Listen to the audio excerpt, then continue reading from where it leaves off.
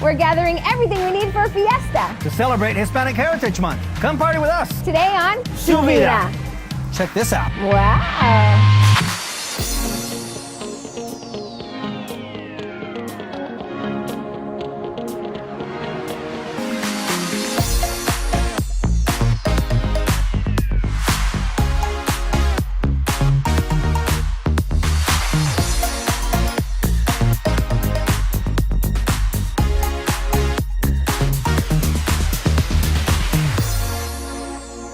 Welcome to Vida Your Life. I'm J.R. Cardenas. And I'm Vanessa Ramirez, and we're at Los Altos Ranch Market where we are celebrating Hispanic Heritage Month. Oh, yeah. And you know what? It's a great time of the year to start planning a fiesta. Oh, yeah. But let's start with the basics, Vanessa. You can get everything you need here, especially a warm, delicious tortilla. Well, fortunately for us here in Arizona, there's no shortage. Well, Vanessa, unless you haven't had one of these warm, delicious, fresh-made tortillas, you haven't had one.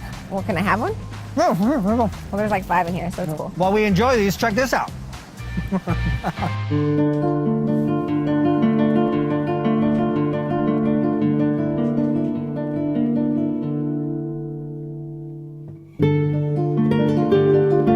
started making tortillas when I was 10 years old. And the only reason why I started making it was because my dad he started teaching me how to make them when I was 6. So after 4 years, he decided to put me to work and make them here. It goes back to from your grandmother showing you how to make them, and then your parents showing you. My father was showing me how to make them. I still use the tradition to this day. The tradition of making tortillas goes back hundreds and hundreds of years. In most cultures, they do have a similar type of a tortilla product within their culture, which is type of a bread that doesn't rise. And that's exactly what the tortilla does. It's very easy to make, and it's a quick type of a bread. Unlike regular bread where you have to let it rise and sit, and then before you bake it, tortillas you could put on a flat griddle, they cook rather quickly, and it's a much quicker turnaround production time. There's a flour and a corn tortilla. Flour has gluten in it, and corn tortilla is a grain. Flour tortilla is just flour, baking powder, salt, and lard. Or you can substitute for a vegetable shortening. Slowly add in your water and you start kneading it. You can tell right when you're kneading it, you start kneading it and it'll take shape. Then you weigh it. You weigh it by 5 pounds, 3 ounces. Out of 5 pounds, 3 ounce ball, you should get 3 dozen of tortillas. We roll it by hand. You roll it by hand, you make little balls, and then you flatten it down, and that's when you can roll it down with the roller. It started 43 years ago. It started by Obdulio Marquez, which is my father. One employee, him and my mom. He used to sleep here overnight for the first year. Here at La Fama, we don't use preservatives. Everything's made from scratch. Everything's made natural. We'll do between the 3 stores about 150 dozen a day. The mediums, about 200 dozen a day, and the large, about 35, 40 dozen a day. Both my mother and grandmother made tortillas daily growing up. And it's a family gathering, but it's also a time for them to share stories and families that grew up together. People worked in the fields. They would pack their lunches like that, and they could just pull it out, and it was still warm. It was easy to take with you. You don't have to reheat it, and you can just pull it out of the foil and eat it. It makes a great quesadilla. They're a little crispy. They fry up quicker. They don't take as long. So you have some little idiosyncrasies when you're eating it, you know. So I don't know if it's a fresh tortilla. What can you say? When you experience it, you just know. When I see my daughter making those tortillas, it was something that you can't forget. It's a beautiful memory. So that brought me back to when he showed me how to make tortillas. So making tortillas is not only a food element, but it creates family and memories.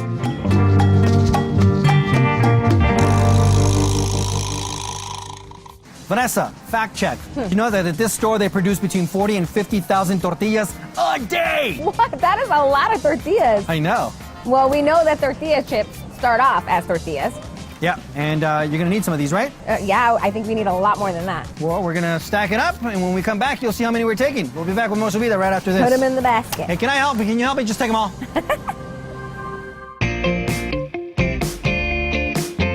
Every year, Cox Communications recognizes Hispanic women entrepreneurs in Arizona.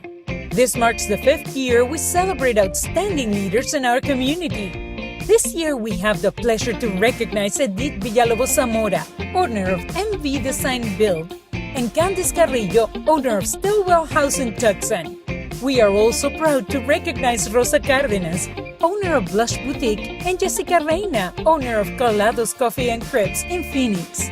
Through their hard work and dedication, these ladies are paving the way for the next generation of leaders. Their leadership and entrepreneurial spirit are perfect examples of the rapid growing women-owned businesses throughout the country. Cox Communication is proud to recognize this year Latina entrepreneurs, and we are excited to continue our tradition of supporting businesses in Arizona.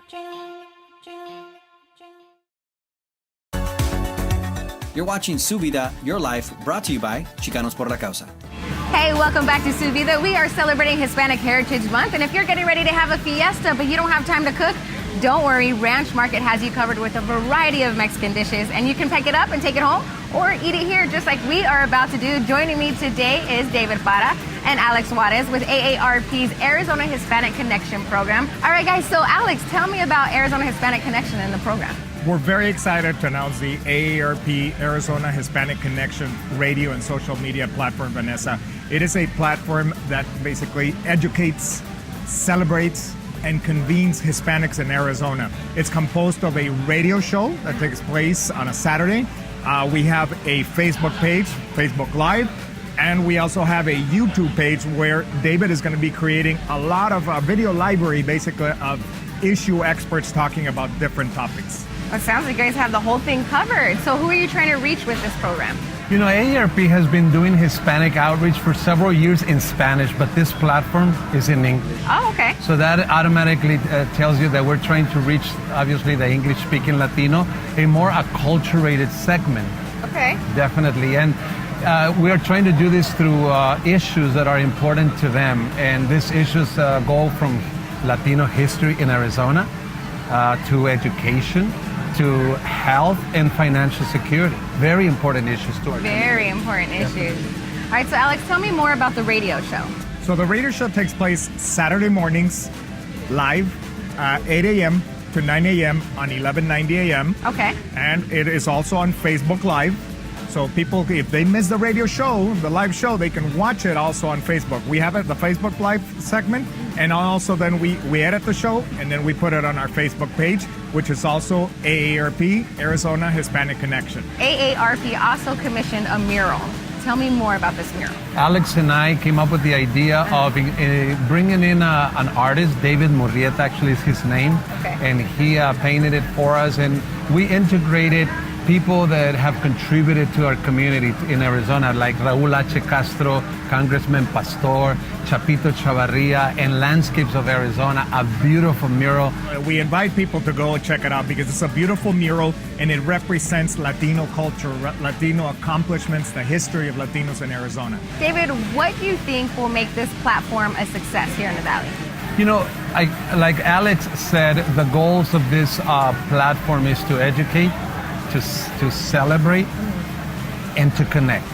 So if, in as much as we can do that, and if we can educate and connect and celebrate a lot of people with a lot of issues, that's going to be the success. We're really hoping to get 10,000 people to follow us on Facebook. Really? So if we can educate, we can connect, we can celebrate, and we can have a network of about 10,000 people, I think we could consider that a success. Tell everybody where we can follow you. So it is AARP, Arizona Hispanic Connection on Facebook. Okay, so that means when you guys reach your goal of 10,000 followers, that we're gonna have to come right back here to Ranch Market and celebrate. I'm in it. Absolutely. Delicious food. All right, guys, cheers. Salud.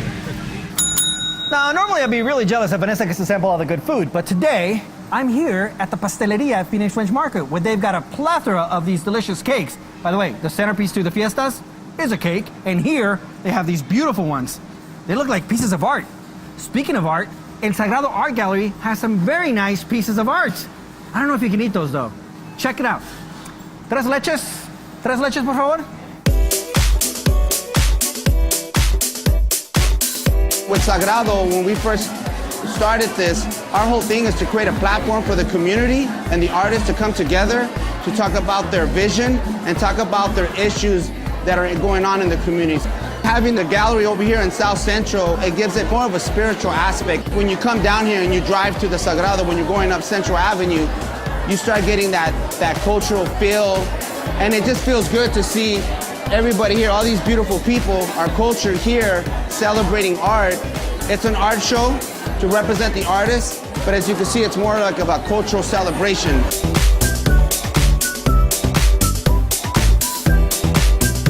Culture and the arts go hand in hand because it's an imagery, it's seeing our culture, whether it's in music or dance or in paintings, in murals. It's expressing ourselves, and it ties back to our identity, to our ancestry.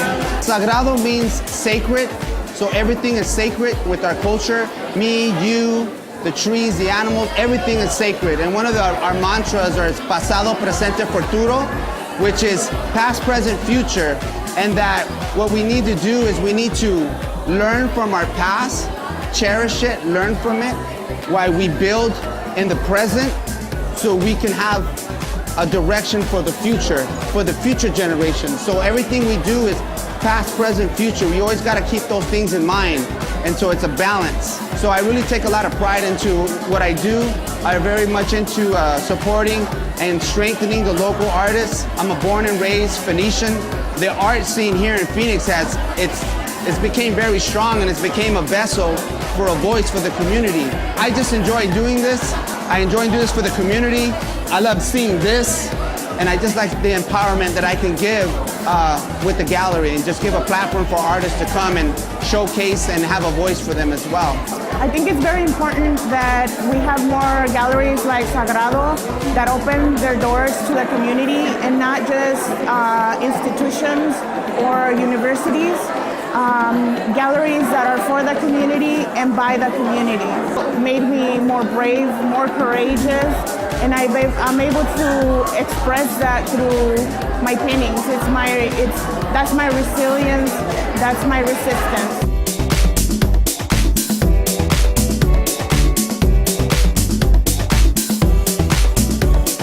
As long as it expresses our people and it creates a voice for issues, I think that's the most important aspect of what art is, and how it represents raza and how it represents our community.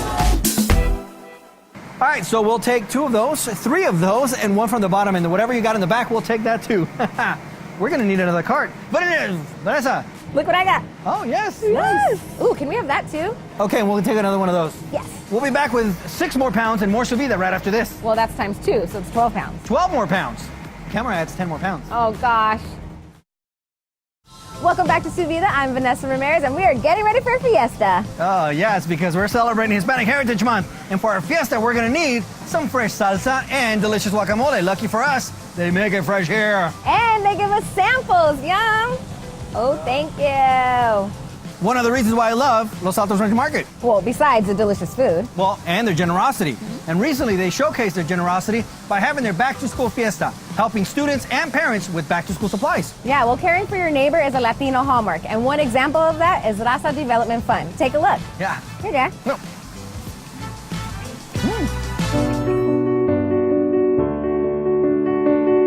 The mission of Raza Development Fund, in a true sense of the word, when you think of Raza, it's inclusive. It doesn't just mean Latino. It means races. Race of whether it's Asian, Latino, Anglo, Afro-American. That word is really a universal word as far as we're concerned.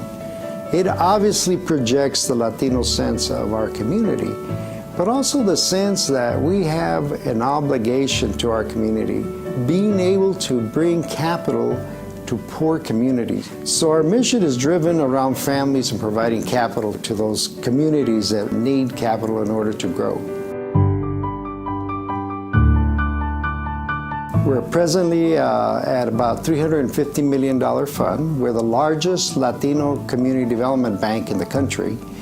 And we also have leveraged over capital into the Latino community and poor communities, because we're not exclusive just Latino. We're exclusive serving the poor.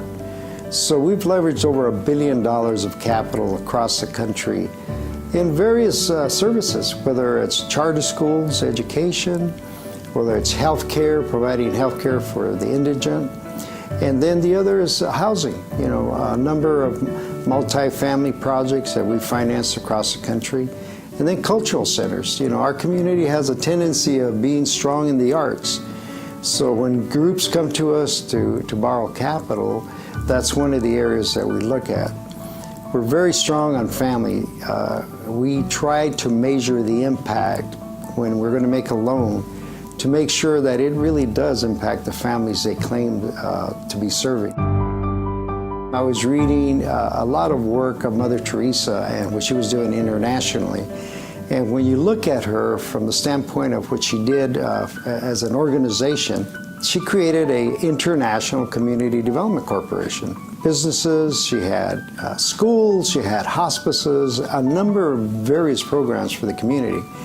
And the other person that was a very strong influence on me was Pope John Paul II, who I met here in Phoenix, Arizona, when he came here. But his idea of the dignity of the human person being key, if you were going to serve, and you claim you were going to serve the poor, you could only do it if you really felt love and compassion to serve them, not just as a job. When I look at myself as an individual, I dove deep into my spiritual life and responsibility that I have with the gifts and graces that our Lord Jesus has given me and the Blessed Mother. We couldn't run this organization without the strength of the board and the strength of the staff that provide the fire in our guts to get things done.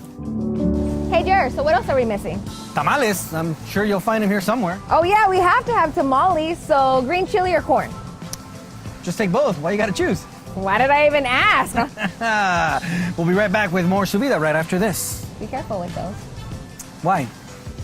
I dare you to eat one. I'll give you $100 if you bite it. Go. $100 right now. Welcome back to Su Vida. We're here at Los Altos Ranch Market, and we're gathering everything we need for our big Hispanic Heritage Month celebration. Good news, we found the tamales. Did you know that they sell millions of tamales here during the holiday season? Millions. That's right. And they also have a class to teach you how to make your own. Well, because we're big-time celebrities, we'll just have them made for us. Yeah, because we have like 1 million jobs each. They're really good, though. But tamales are our favorite because good food is universal. Oh, like good theater. Like good theater. Proceed to look at this. Like that. Don't quit your day job. Don't eat my tamales. Well, that's okay because I have these muffins. You are dead to me. Bye.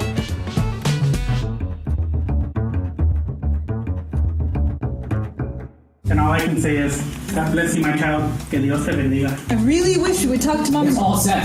I saw you on the news. You look a little chunky. You're interrupting, Danny. Early in the late 90s, I was doing theater poorly. And then eventually, but I was doing it, and it was in Texas mostly.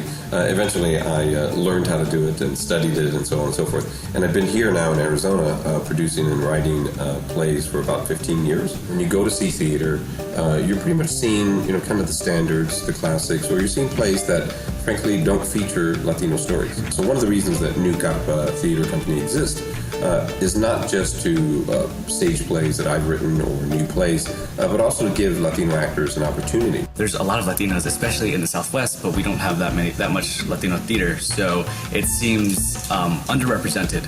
So to be able to be a part of a theater company that does highlight so many different parts of our struggle, it's incredible because you don't get to see that very often, and to be here in the Herberger. You see? You did this. This is your fault. What are you willing to lose?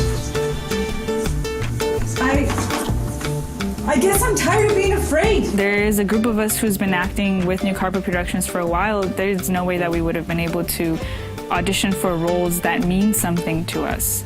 And that's incredibly important for there to be representation in the community art as Latino people. In many ways, they're bringing to the character real-time experiences that they have gone through. And for instance, our lead actress, sometimes that has meant her finding a way to control her emotions. It's giving us an opportunity to become the heroes. I think it's very important for people to hear our stories because we are the people that they're living amongst, we're brothers and sisters, we're all living together, and we need to know each other's stories in order to better understand each other. They'll all be big stars one day. Speaking of stars, did you see the eclipse the other day? Best segue ever. Did you see what I did there? I saw what you did there. Oh, all that deliciousness, please come to my heart. That was amazing, just like the Eclipse. But if you missed the Eclipse, check this out. Bring your glasses.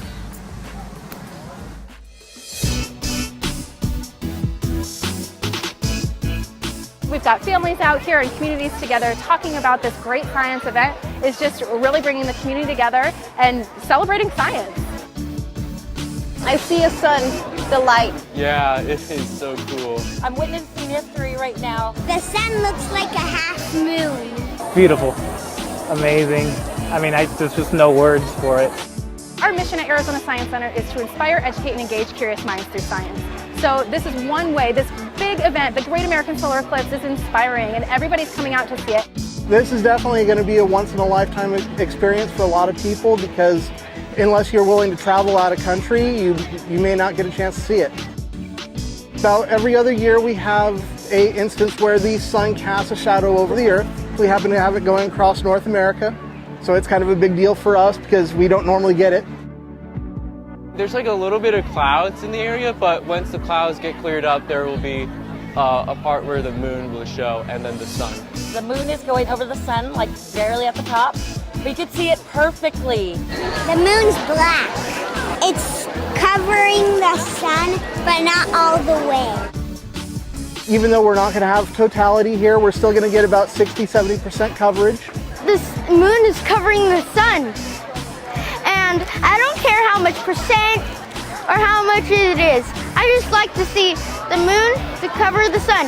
It's my first time and it's amazing. I'm definitely in this for the long haul. I've been interested in astronomy since I was like 6. Everybody's just here to experience one thing, and we're all have one thing in common, which is kind of nice. And when you get older, when you get married and when you tell it to your kids, you're gonna see that and you're gonna tell them, this is what I saw and this is the best thing I ever seen in my whole life.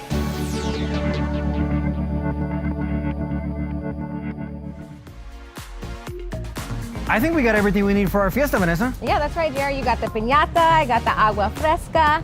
So we'd like to thank our friends here at Los Altos Ranch Market for hosting us today. And if you're planning a fiesta, this is the place to be. And JR, I can't wait to get to your house so we can eat all this delicious food. I thought we were going to your house. We'll be back with more Vida next week. Bye. We'll just eat in the car. That's a great idea. Can I have the tamales?